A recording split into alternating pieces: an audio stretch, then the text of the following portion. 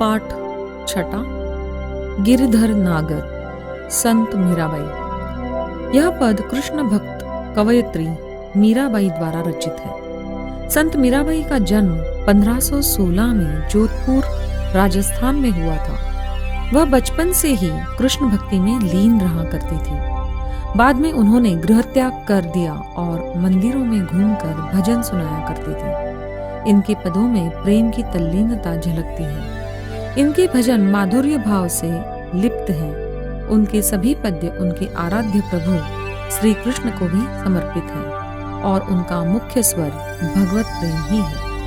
प्रस्तुत पद में मीराबाई की उत्सुकता, मिलन, आशा और प्रतीक्षा के भाव दिखाई देते हैं। मेरे तो गिरधर गोपाल दूसरो न कोई, जाके सिर मोर मुकुट मोरो पति सोई। तात मात भ्रात बंधु आपनो न कोई, छांडी दई कुल की कानी कहा करी है कोई। संतन ढिग बैठी बैठी लोक लाज कोई।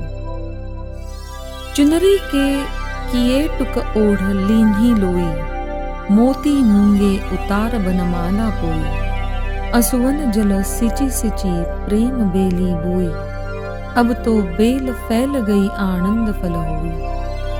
दूध की मथनियाँ बड़े प्रेम से बिलोई, माखन जब काढ़ी लियो छाछ पिए कोई।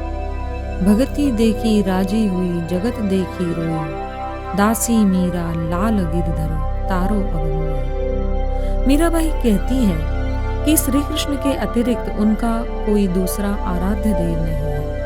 केवल श्री कृष्ण ही उनके प्राणधार है। श्री कृष्ण का वह रूप जहाँ उन्होंने मोर मुकुट धारण किया हुआ है, वही उनके पति हैं। उन श्री कृष्ण की प्राप्ति के लिए उन्होंने अपने कुल की परंपराओं को छोड़ दिया है। अब उनका कोई कुछ नहीं कर सकता, क्योंकि साधु संतों के बीच बैठकर उन्होंने लोक लाज का भी परित्याग कर दिया है। उन्होंने श्री कृष्ण के प्रति अपने प्रेम का बेल बो दिया है और अपने अश्रुओं से सींचकर उन्हें विकसित किया है।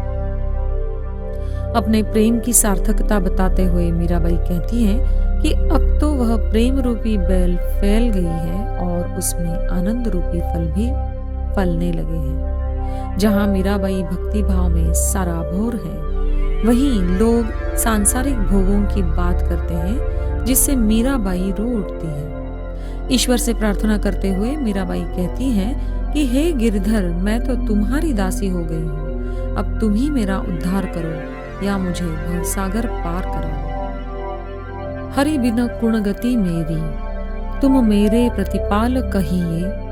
मैं रावरी चेरी, आदि अंत निज नाव तेहोरी यामे फेरी। बेर बेर पुकारू कहूँ प्रभु आरती है तेरी। यो संसार विकार सागर बीच में घेरी। नाव फाटी प्रभु पाल बांधो बुड़त है बेरी। बिरहणी पिव की बाट जो वै राखल्या नेही। दासी मीरा राम रटत है, मैं शरण हूँ तेरी, मैं शरण हूँ तेरी। मीराबाई कहती है कि हे प्रभु, तुम्हारे बिना मेरी क्या दशा होगी। मैं आपके वियोग में जी नहीं पाऊंगी। आप ही मेरे रक्षक हो और मैं आपकी बस एक दासी हूँ। सुबह से लेकर शाम तक मैं रोज आपका ही नाम लेती हूँ और बार बार आपका नाम लेकर बस आप ही की आरती गाती रहती हूँ। मेरा जन्म मरण तुम्हारे नाम के चारों ओर आरती की तरह घूमता रहता है। विकारों से भरे इस भवसागर में मेरी नाव के पाल फट गए हैं। मेरी नाव के पाल बांध दो और इसे डूबने से बचाओ। मैं इस संसार के भवसागर में फंसी हुई हूँ। आप ही मेरी नैया पार लगाओ। अपनी विरह वेदना को दर्शाते हुए मीराबाई आगे कहती है कि मैं वियोग की पीड़ा की मारी हूँ और बस आपकी ही राह देखती हूँ। आपके दर्शन मात्र के लिए ही मेरी आंखें तरस रही हैं। आप ही के नाम का जाप करके मैं दिन रात आपको याद करती हूँ। अब आप मुझे अपनी शरण में ले लो प्रभु। फागुन के दिन 4 होली खेल मनारे। बिन करताल पखवाज बाजे अनहद की झनकार वे। बिन सुर राग छति सूंगा बैरो मोर। मरणकार रे, सील संतोख की केसर घोली, प्रेम पीत पिचकार रे। उड़त गुलाल लाल भयो अंबर, बरसत रंग अपार रे। घटके सब पट खोल दिए हैं, लोक लाज सब डार रे। मीरा के प्रभु गिरधर नागर, चरण कमल बलिहार रे। फागुन माह वसंत ऋतु में आता है और हर ओर हर्षोल्लास छाया रहता है। होली पर्व भी तभी मनाया जाता है। मीराबाई कहती हैं कि फागुन के 4 दिन होली खेलकर मनाओ।